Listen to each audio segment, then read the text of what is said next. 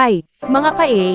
Ako si MJ, at sa vlog na ito, ipapakita ko sa inyo ang mga proseso ng pagre-replenish ng mga paninda sa ating tindahan at kung paano tayo mamimili ng mga bagong produkto.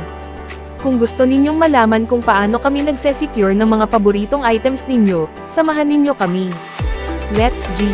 Kaya ito ang ating current na sitwasyon. Marami sa ating mga paninda ang naubos na, kaya kailangan nating mag-replenish. Minsan, ito rin ang pagkakataon para magdagdag ng mga bagong produkto na siguradong magugustuhan ng ating mga customers. Meron kaming dalawang pamamaraan sa pag-o-order ng items. Una, kami mismo ang napunta upang kami ang mamili ng aming paninda. Pangalawa, ito ay online order sa Per eGold, ay sesend namin ang aming order sa ahente via messenger at ang dating neto ay kinabukasan. Ngunit ngayon aming ginawa ay pumunta kami sa Per eGold upang mas makapili kami. Dahil minsan pag online order ay hindi nasusunod ang aming gustong paninda. Ngayon naman, tingnan natin ang mga bagong produkto na pwedeng idagdag sa tindahan. Kapag nag-order tayo, hindi lang basta replenishment ang ginagawa natin, tinitingnan din natin ang mga bagong items na pwede nating idagdag para mapanatili ang freshness ng store. Okay, so nakapagbayad na kami at ngayon ay nasa parking lot kami. Sana'y magkasya ito lahat sa loob.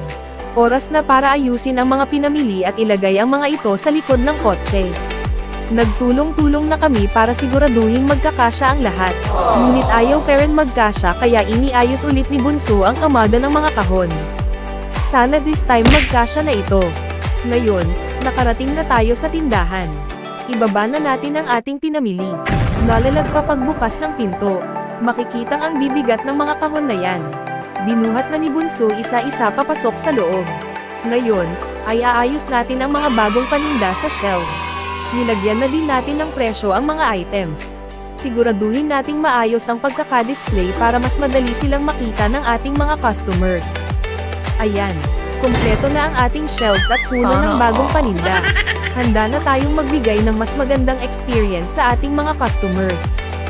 Sana makatulong ang detalyadong prosesong ito para sa iyong tindahan. Ang bawat hakbang ay mahalaga upang mapanatiling maayos ang iyong inventory at matugunan ang pangangailangan ng mga customers ng epektibo. Sa next vlog namin ay ituturo namin kung paano kami nag-o-order ng aming paninda sa pamamagitan ng online platform natin. Sana nag-enjoy kayo sa pag-follow sa ating replenishment process at sa pagmamili ng bagong produkto. Huwag kalimutang mag-like at mag-subscribe para sa iba pang updates at content.